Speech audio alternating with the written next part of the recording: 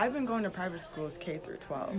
And so, like, I've been a minority almost in my whole life, in my educational spaces at least. My mom did such a great job, like, making sure that we see representations of ourselves and, like, trying to build our self-esteem. She was very conscious about, like, what we saw. And, like, we watched this fairy tale, like, HBO special fairy tale show called Happily Ever After, Fairy Tales for Every Child.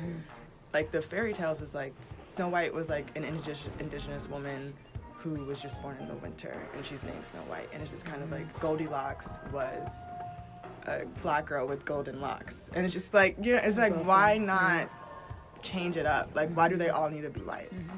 Fairy tales for every child.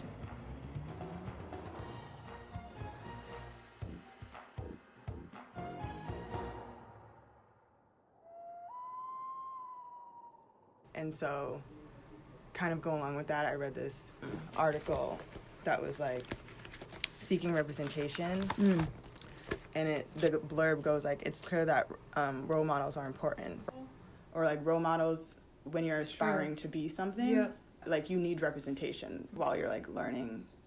And so knowledge is power.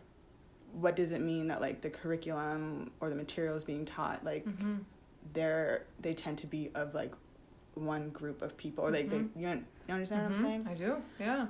What does it mean that I don't feel represented in the literature? And if knowledge is power, then educational spaces are places where you can empower people. Okay. And so what does it mean that like within my ES classes that I feel like I'm not being empowered through the material being taught while like my classmates do?